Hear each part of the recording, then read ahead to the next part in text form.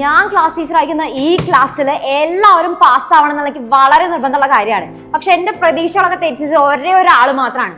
സ്നേഹ, വാ, 3 സബ്ജക്റ്റിനാണ് നീ തോറ്റിരിക്കുന്നത്. എന്തിനാണ് എല്ലാ ദിവസവും ഇങ്ങനെ കെട്ടിയൊരുങ്ങി വരുന്നത്? മര്യാദയ്ക്ക് നാളെ പാരന്റിനെ വിളിക്കാതെ ക്ലാസ്സിന്റെ പടി കയറരുത്.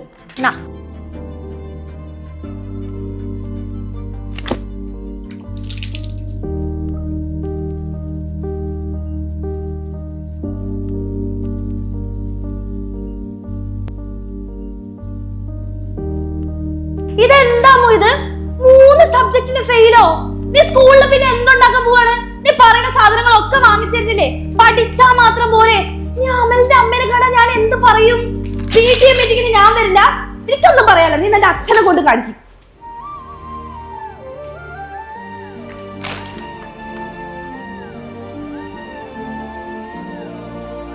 എനിക്ക് മോളിൽ വിശ്വാസം, അടുത്ത പരീക്ഷയിൽ നമുക്ക് നല്ല മാർക്ക് വന്നത്. മോളൊന്ന് ആലോചിച്ച് നോക്കി, മോൾ ഉഴപ്പിയതുകൊണ്ടല്ലോ ഇത്രയും മാർക്ക് വന്നത്. അടുത്ത പരീക്ഷ നമ്മൾ അടിപൊളിയാക്കും. ഈ പറഞ്ഞവർക്കൊക്കെ നമ്മൾ തിരിച്ചു അച്ഛനെന്തോ മോൾ അന്നേരം കഴിച്ച റെസ്റ്റ് എടുത്തോ. അച്ഛനൊക്കെ പുറത്തുണ്ട്. ആ പിന്നൊരു കാര്യം, അടുത്ത പരീക്ഷയ്ക്ക് എങ്ങാനും മാർക്കില്ലെങ്കിണ്ടല്ലോ കാലൊടിച്ച് ഞാൻ ആ മൂലക്കിരുത്തും.